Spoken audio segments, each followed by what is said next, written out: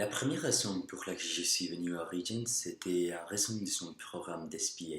L'idée d'étudier une nouvelle langue dans mon université et le fait d'avoir l'occasion de pouvoir partir à l'étranger durant une année me fascinait. Du fait que j'ai parlé déjà un petit peu français grâce à mes études passées dans un internat en Suisse, j'ai décidé de poursuivre le français en Londres.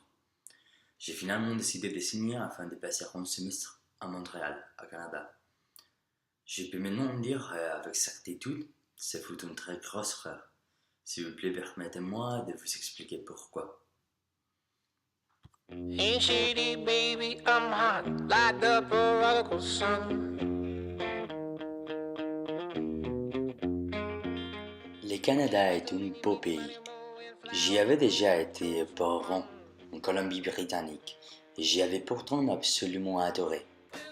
J'ai tout aimé, les montagnes, les lacs, le style de vie calme de l'Amérique du Nord ainsi que la nourriture.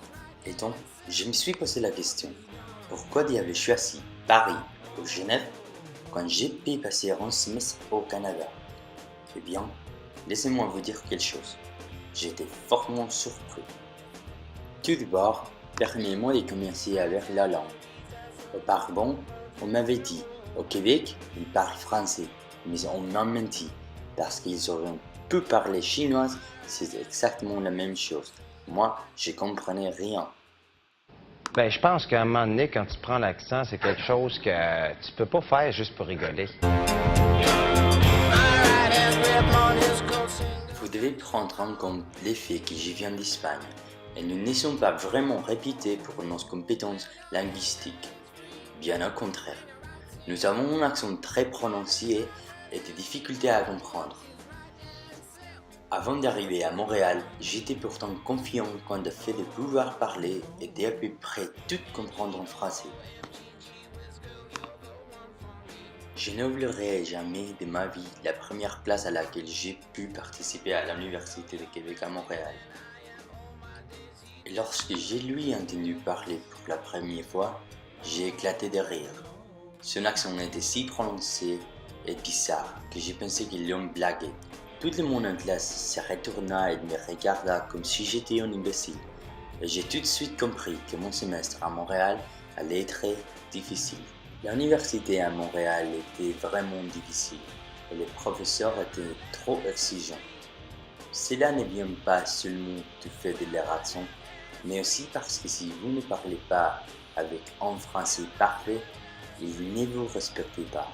De plus, il y a des montagnes au Québec. Oui, c'est vrai, c'est encore le Canada effectivement, mais elles n'ont absolument rien à voir avec celles de Vancouver, par peut-être les températures glaciales. En fait, il fait si froid à Montréal, si froid qu'il a été construit des centres commerciaux souterrains. Oui, sous terre. Et que dire de le québécois? Peut-être que c'est seulement mon expérience personnelle et le fait que personne dans mes cours ne me comprenait quand j'ai parlé. Mais honnêtement, je pense avoir sympathisé avec peut-être seulement 3 Québécois pendant mon séjour à Montréal. Les Québécois sont très gentils, mais très réservés.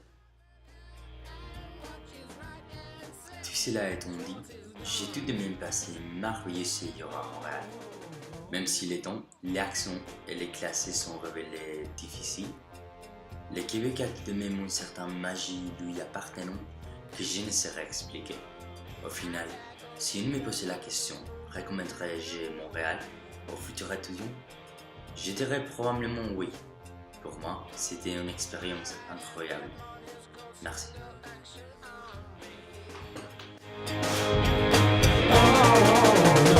Well, your left hand's free and your right hand grip with another left hand watches right and slip. Schwartz is gone.